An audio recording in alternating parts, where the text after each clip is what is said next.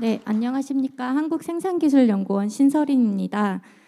제가 발표드릴 탄소 국경 조정 제도는 일견 보시기에 디지털 전환이나 ESG 경영과 무관해 보이지만 그 탄소 배출량을 저감해야 된다든지 아니면 공급망 기업 간의 정보 전달 체계를 구축해야 한다는 측면에서 디지털 ESG와 관련이 있다고 볼 수 있습니다. 제가 발표드릴 내용은 글로벌 탄소 국경 제도 대응 전략입니다.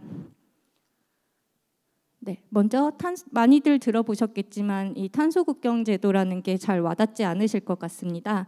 그래서 탄소 국경 제도가 무엇인지에 대해서 말씀을 드리고 그 다음에 기업의 대응 전략을 말씀드리도록 하겠습니다. 먼저 탄소 국경 제도에 대한 소개입니다. 탄소 국경 제도의 도입 배경을 보시면은 지구 온난화로 인해 이상 기후 현상이 발생하게 되었습니다. 따라서 많은 국가들에서 2050 탄소 중립 목표를 제시하고 이를 수행하기 위한 정책들을 도입하고 있습니다. 현재 150개 이상의 국가에서 2050 탄소 중립 목표를 발표하였고요. 또한 최근 이제 세계 경기 침체와 관련해서 주요 선진국들을 중심으로 자국 보호 무역 정책을 도입하고 있는 추세입니다. 이 두 가지가 결합된 제도가 탄소 국경 제도라고 보실 수 있습니다. 국가별로 부르는 이름은 다르겠지만 CBAM이라든지 BCA라든지 이런 명칭은 다르지만 구체적인 자세한 내용은 비슷하다고 보실 수 있습니다. 이 탄소 국경 제도는 국가별로 탄소 배출 규제 정도의 차이가 있기 때문에 이 탄소 규제가 강한 국가로 탄소 규제가 약한 국가에서 상품을 수입할 때 관세를 부과한다라고 이해를 하시면 좋을 것 같습니다. 다른 국가들에서는 일단 아직 안을 발표하거나 아니면 내부 검토 중이기 때문에 이미 규정을 발효 중인 EU CBAM을 중심으로 설명을 드리겠습니다. EU CBAM 같은 경우에는 다른 국가들 대비 탄소 배출 규제가 강한 편입니다. 따라서 EU 내에 있는 탄소 다배출 업종 같은 경우에는 규제가 약한 다른 제3국으로 이동을 해서 상품을 생산하고 이 상품을 수입하는 것이 오히려 기업 입장에서는 이득이 됩니다. 따라서 이런 EU 내의 탄소 다배출 업종이 제3국으로 이동함으로써 오히려 전 지구적으로는 탄소 누출량이 증가하는 현상이 발생하게 됩니다. 그래서 EU CBAM에서는 이 탄소 누출을 저감하기 위해서 규제를 도입하였다라고 말을 하고 있습니다. 그래서 탄소 다배출 업종, 철강, 알루미늄, 수소, 비료, 전기, 시멘트 등에 대해서 수입할 때 이제 탄소 규제 정도에 따라서 관세를 부과하겠다라고 보시면 됩니다. 하지만 이 EU CBAM 같은 경우에는 EU 영내의 탄소 다배출 업종이 제3국으로 이동하는 것을 방지하고 또 EU 영내 상품이 이제 EU CBAM에 의해서 상품을 수입한 경우에는 오히려 더 절차가 복잡하기 때문에 EU 영내 상품을 사용을 권장한다는 측면이 있습니다. 그리고 이제 EU 외에도 영국에서도 27년부터 CBAM을 도입할 예정이고 미국, 캐나다, 호주에서도 유사한 제도를 도입할 예정입니다. 글로벌 추세를 좀 더 자세히 보시면은 EU 같은 경우에는 23년 10월부터 전환 기간을 거쳐서 26년 1월부터 본격적으로 관세를 부과할 예정입니다. 대상 품목은 철강, 알루미늄, 시멘트, 비료, 수소, 전기 이제 품목이 추가될 가능성이 존재하고 있습니다.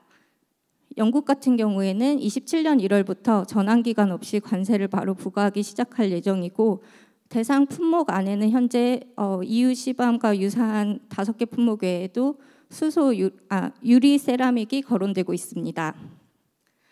미국 같은 경우에는 24년 1월부터 프루브잇 액트라는 법안 심의회를 통과해서 추가적으로 진행이 되고 있는 상황입니다. 대상 품목으로는 철강, 시멘트, 그리고 수소 등 22개 품목에 대해서 이제 이 품목의 생산 과정에서 배출된 온실가스 배출량을 배출량의 조사를 의무화하는 내용을 하고 있습니다. 그리고 캐나다, 호주에서도 이러한 유사한 제도를 도입을 검토하고 있습니다. 이 국가별로 탄소 국경 제도의 유형은 대상 품목은 다르지만 공통적으로 탄소 다배출 업종인 철강을 대상으로 하고 있습니다. 따라서 이 탄소 국경 제도 도입에 영향을 크게 받는 러시아, 튀르키예 그리고 인도, 브라질 등의 국가들에서는 자국 내 탄소 가격 제도 도입을 검토하거나 선언하고 있습니다. EU 시밤에서 살펴볼 수 있듯이 제3국에서 기지불한 탄소 가격을 제외하고 이제 수입한 국가 내에 관세를 부과하기 때문에 자국 내에서 탄소 가격 제도를 도입하게 되면 타 국가에 납부하는 관세가 줄어들기 때문에 이러한 대응을 하고 있는 것으로 보실 수 있습니다. 네, 그리고 이제 EU 시밤 위주로 설명을 드리겠습니다. EU 시밤은 이미 2023년 5월에 규정이 발효되기 시작되었기 때문에 다른 국가들의 규제들은 아직 안이 나오거나 아니면은 내부 검토 중이기 때문에 설명드리기 어려울 것 같고 EU 시밤 위주로 설명을 드리겠습니다. EU 시밤 같은 경우에는 EU 온실가스 배출권 거래제 ETS와 밀접한 관련이 있습니다.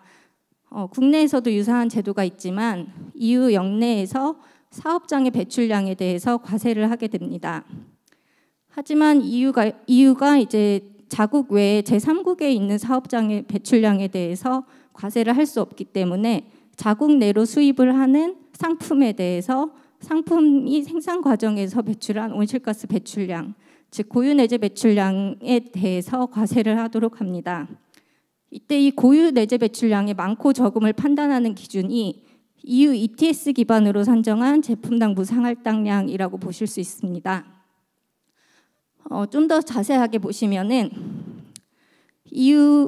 고유 내재 배출량이 EU ETS 기반으로 산정한 제품당 무상할당량보다 초과한 부분에 대해서 관세를 부과하되 이미 제3국에서 기지불한 탄소 가격을 제외하고 그 나머지 부분에 대해서 EU 영내 수입량과 EU ETS 배출권 가격을 곱한 시밤 인증서 수량을 이제 관세로 납부하게 됩니다.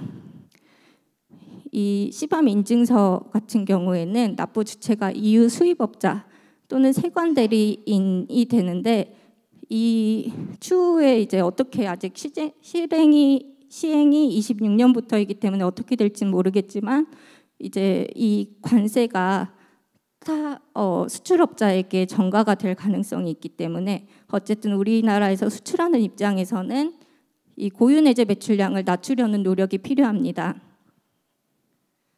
네, 다음은 이제 EU 시밤 같은 경우에는 준비 기간인 전환 기간과 확정 기간으로 구분을 할 수 있습니다. 전환 기간 같은 경우에는 23년 10월부터 25년 12월까지로 총 9개 분기에 대해서 분기별로 시밤 보고서를 제출하도록 하고 있습니다.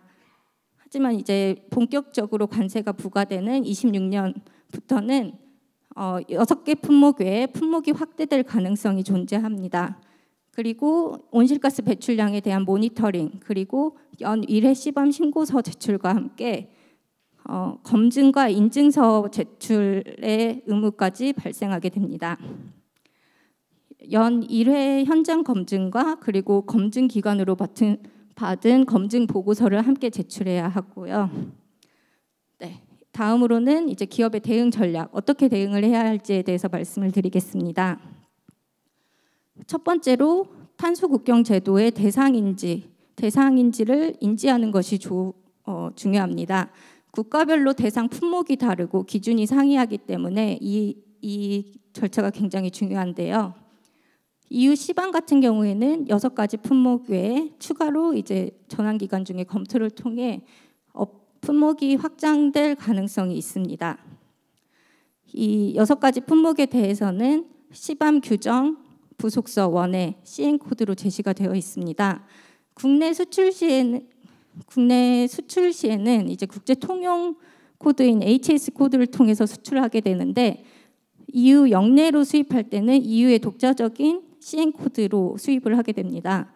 이 CN 코드 8자리 중 앞 6자리가 HS 코드와 동일하기는 하지만 EU 수입업자가 느끼기에 이 HS 코드가 잘못되었다라고 판단을 하면은 이 코드를 변환해서 수입할 수 있기 때문에 가장 정확하게 시밤 대상임을 확인하기 위해서는 EU 수입업자에게 수출한 상품의 CN 코드가 무엇인지를 확인하는 게 중요합니다. 그리고 이 UK 시밤 같은 경우에는 유리 세라믹 이런 내용들이 포함이 되어 있습니다. 네, 두 번째로 제도에 대해서 정확히 이해를 하셔야 합니다. 국가별로 제도의 시행 기간이나 보고 빈도, 의무사항, 관세 체계, 과징금 등의 차이가 있습니다. 보시면은 EU 시밤 같은 경우에는 26년 1월부터 연 1회 시밤 신고서를 제출하게 되고 관세를 이를 통해서 이제 시밤 인증서를 구매해서 제출해야 됩니다. UK 시밤 같은 경우에는 27년 1월부터 연 4회 신고서를 제출하도록 되어 있고 UK ETS 검증 원칙에 따라서 검증을 하게 될 것으로 안을 제시하고 있습니다. 네, 그리고 이제 국내 대상 기업들을 살펴보시면은 크게 두 가지 방법으로 분류할 수 있습니다. 시밤 상품의 취급 업종에 따라서 흔히들 이 6개 품목을 제조하는 업체가 시밤 대상일 것이라고 생각하시지만 23년 4분기 기준으로 보았을 때 1,100여 개 기업이 해당이 되었습니다. 이 1,100여 개 기업 중 제조업 외에도 시밤 상품을 이용하는 업종 그리고 무역 업종들이 더 많은 비중을 차지하는 것을 확인할 수 있었습니다. 네, 그 다음으로는 기업 분류 방법이 시밤 상품의 EU로의 판매 방법에 따라 분류할 수 있습니다.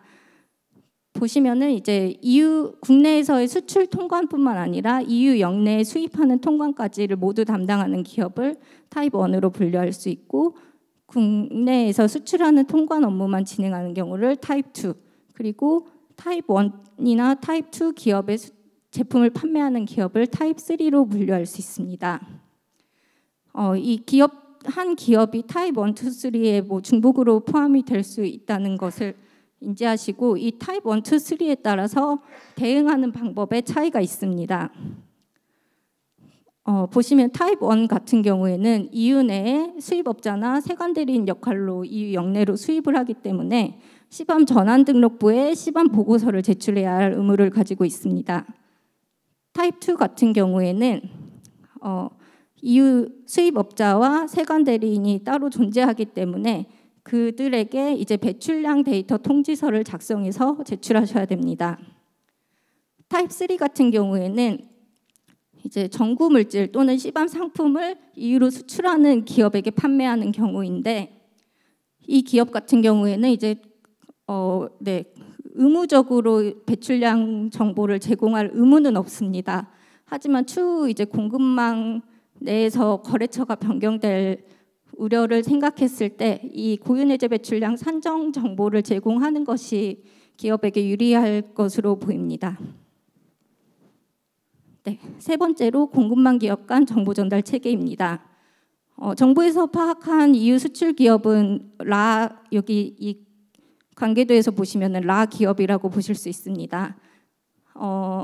하지만 이 기업만 독자적으로 해서 고유내재 배출량 정보를 산정할 수 없고 가나다 기업에서 배출한 온실가스 정보를 모두 파악해야만 이제 EU 수입업자에게 정보를 제공할 수 있습니다.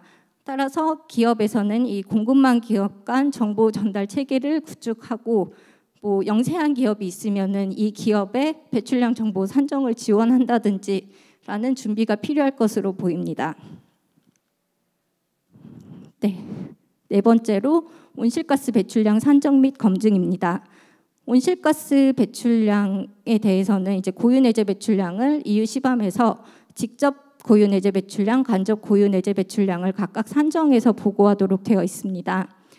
직접 이 공정 내에서 직접 배출한 스콥 1 배출량과 그리고 전력 사용에 의한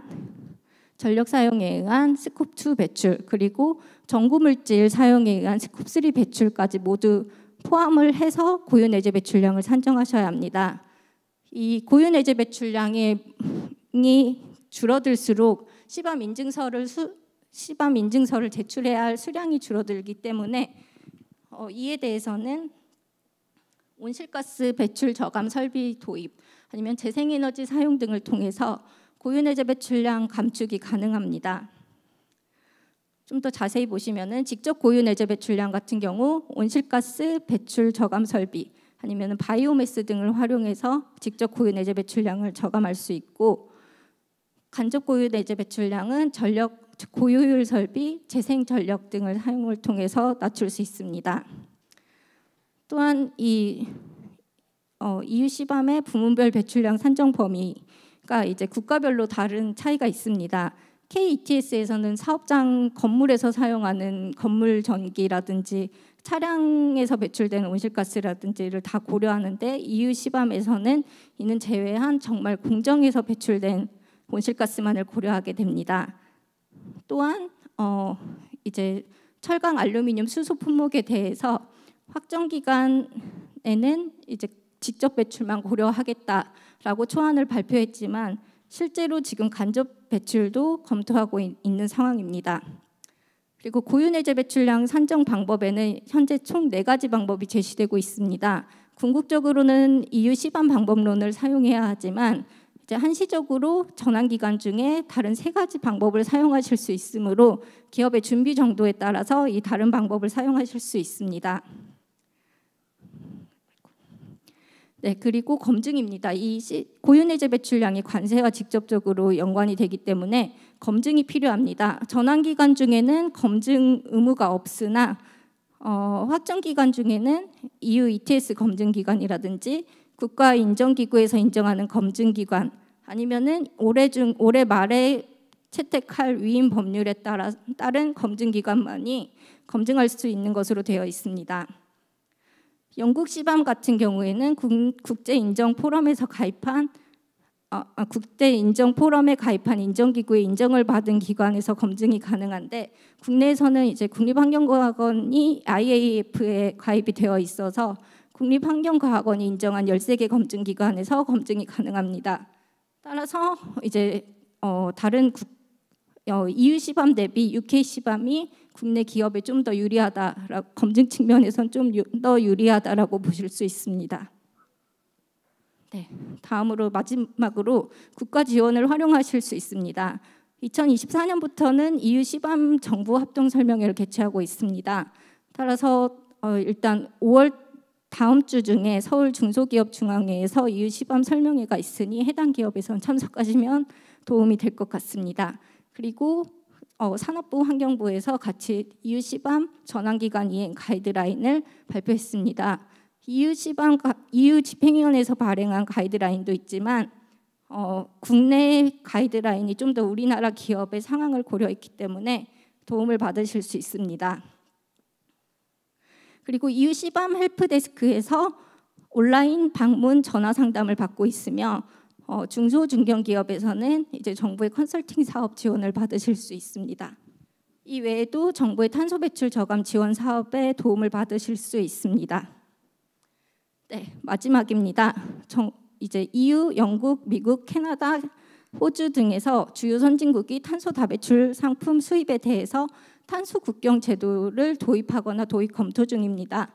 따라서 이에 대해서 먼저 탄소 국경 제도 대상인지를 인지하시고 제도에 대해서 이해하신 뒤 공급망 기업 간의 정보 전달 체계를 구축하시고 온실가스 배출량을 이제 서플라이 체인 내 정보를 활용해서 산정하시고 검증을 받으셔야 합니다. 그리고 이에 대해서 국가 지원을 받으실 수 있습니다. 네, 발표를 마치겠습니다. 감사합니다. 네, 큰 박수 부탁드립니다.